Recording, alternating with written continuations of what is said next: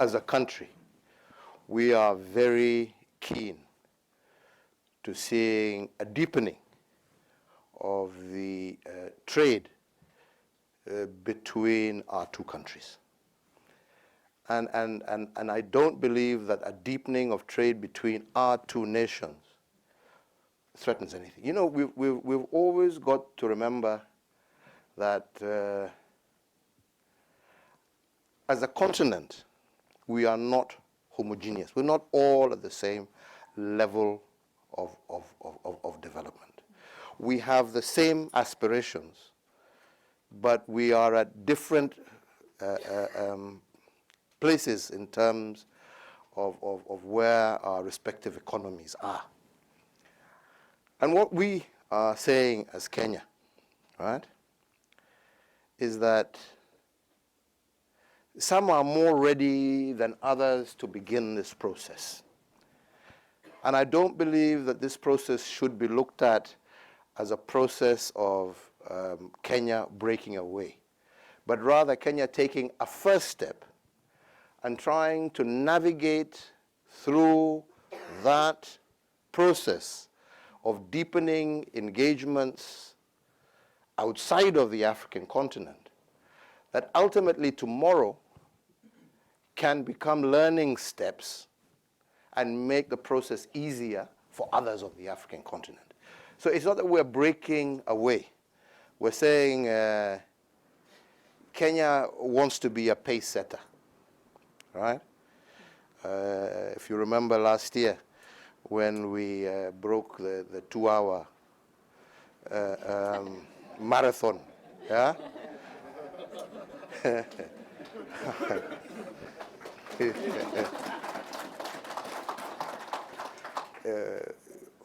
Kipchoge succeeded, right? Because he had pace setters, right? So all we're saying is that Kenya wants to be a pace setter, right? And just set the ball rolling and set the path so that, you know, others will go again. So I am completely not on that page of that we are breaking up. We are definitely not breaking away.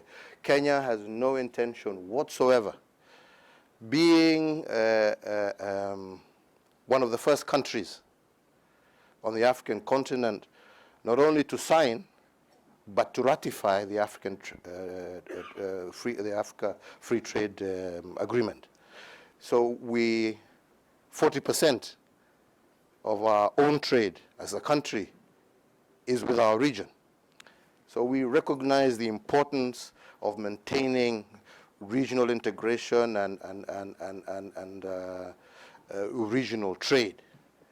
But we're saying that, you know, others should also say that if Kenya is actually ready, yeah, and others may not be as ready, yeah, let us be the pace setter. The first point to note is that for us to be able to successfully succeed, and I just want to go back to the statement that I made earlier, we must accept that we have to first and foremost design a social contract with our people that best fits our particular circumstance, and to acknowledge that standard democracy in a time of growing nationalism and ethnic tensions, we need to be able to look at that from a different angle. And that's why we're saying, for example, democracy first past the post in Kenya has proved to be not only not unsuccessful but unsustainable. And that is why we're trying to engage each other to see how we can come up with a social contract that always allows for inclusivity, so that there are no groups or regions that feel left out. That social political stability is fundamental for us to grow a sustainable development path, or a sustainable economic path with sustainable and progressive growth. And if you look at some of the crises that you're seeing emerging in different parts of the country, is that we looked at their economies But once the political factors kicked in, they're struggling. We in Kenya want to flip that over. We want to say that yes, we are interested in economic development, economic growth, but we, more importantly, want to fix the socio-political contract, because that is the foundation that presents future stability. So our key focus, number one, is that. And that's why we're also saying we want to now begin engaging the world on that basis. That is why we're saying there was a time, especially when our countries were being founded, where the American principle and love for freedom and democracy saw you grant a lot of support to those of us who were struggling and fighting against colonialism and for our independence. And thereafter, very strong support for our economic agenda. A lot of the companies that first set foot in independent Africa were largely American companies that saw themselves, coming through. We want to again renew that contract and to recognize that, yes, if we want sustainable economies, we need to be able to do so not just depending on the public sector, which puts strains and stresses on our budgets and so forth, but to re-engage once again with the private sector. And that is why I'm saying there is huge scope for great returns, right? Especially here in America, as populations age, right? You want better returns for your pensions. You want better returns, and there can be no better place for that investment than in Africa. And that investment also then in turn helps us achieve the key pillars that we want to achieve for our people: housing, job security, food security, right? And health for a younger, growing population that also serves as a humongous market opportunity for American goods and services. That is your new growth horizon. So we're here, first and foremost, to strengthen that partnership between our two governments, as you have said, that has been elevated to a higher level, but with a clear understanding that for us to be able to achieve our economic agenda, maintain the growth rates that we want to deepen our partnership with private sector by granting them opportunities for them to be able to come in, help us achieve the key priorities that we need, but also give great and ample return for the investments that they themselves are making. We would be more than happy to work and to collaborate with our African diaspora who are doing business in here, especially those who wish to set up, as the example that you have given, industries or businesses that are geared towards the promotion of African products into the United States. I hear what you're doing for coffee farmers in Ethiopia.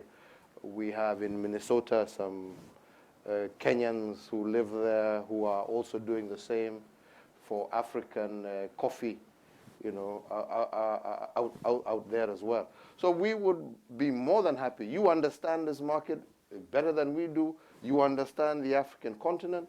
We would be more than willing to partner and work together to help you grow your businesses, because by growing your businesses, you're also helping us grow our trade with the United States and supporting our farmers in the same process. 2025 is around the corner, and there are no indications that there will be another AGOA, so we must prepare ourselves. And what Kenya is doing is preparing herself for that future. As you well know, through that particular process of AGOA, we've managed to grow our business tremendously. We now have almost 100,000 Kenyans who are employed thanks to AGOA. And it's been growing year on year on year.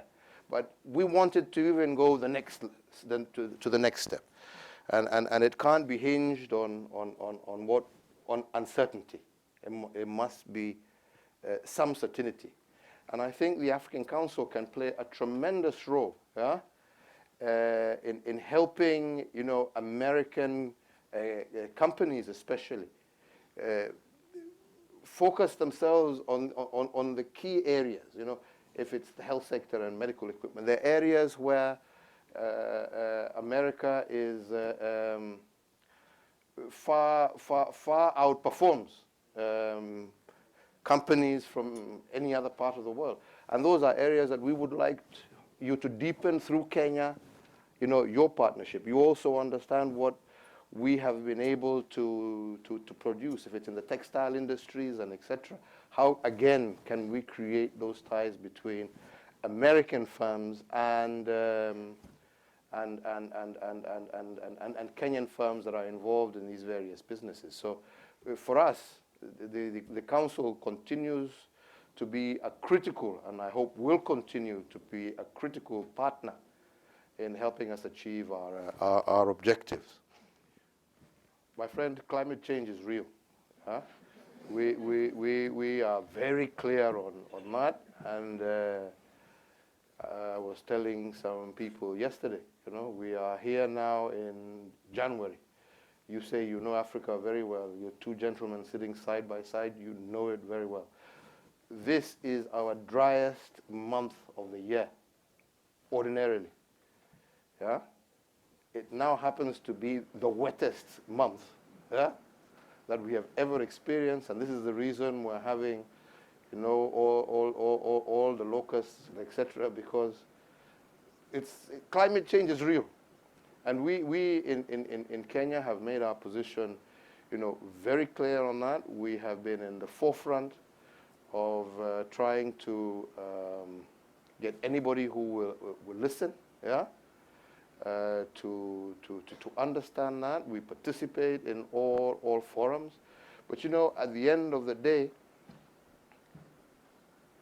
our mouth may not necessarily be as big as our pockets. We just need the whole world to come together and pull from the same wavelength. We need the world to come together on this, because at the end of the day, it's the world that's going to suffer. It's not just going to be Africa. It's not just going to be Kenya. And we're not going to win this war individually. It must be a collective battle if we are to succeed, and if we are to stop these tremendously negative impact. 80% of regional trade flows through Kenya's Mombasa port. And the country's dynamic private sector, its highly skilled workforce, its steadily improving infrastructure lead companies to choose Nairobi rather than neighboring capitals as a regional base. The two countries, it has been reported in the media, may well soon announce negotiations on a free trade agreement. It would be the first U.S. such deal with a sub-Saharan African country. But more than that, it really underscores the recent political, and talk toward this goal, underscores the recent political, structural, and economic reforms that have moved Kenya a full 80 places up the World Bank's Ease of Doing Business Index, further improving the country's attractiveness as a destination for foreign investment. Recognizing Kenya's role as a key regional actor, the United States elevated its bilateral relationship with Kenya to a more ambitious strategic partnership 2 years ago, with commitments made to advance counterterrorism collaboration, defense and security cooperation, and commercial relations. Last year, both countries initiated a series of joint quarterly regional strategic reviews, with the first dialogue, which took place last May in Nairobi, chaired by our very own Dr. J. Peter Pham, acting in his U.S. government capacity. And Peter, it's just terrific to have you here today. Kenya's strengthening relationship with the United States comes at a time when African nations are pulling together to form the first continent-wide free trade zone, but also as democratic norms are weakening in many places. Kenya's historically strong commitment to democracy, since the departure from office of longtime President Daniel Arap Moi, who passed away this week, so poignantly exemplified in the post-election reconciliation following the 2017 crisis. And it shows, again, another reason why it makes Kenya such a vital partner of the United States in East Africa.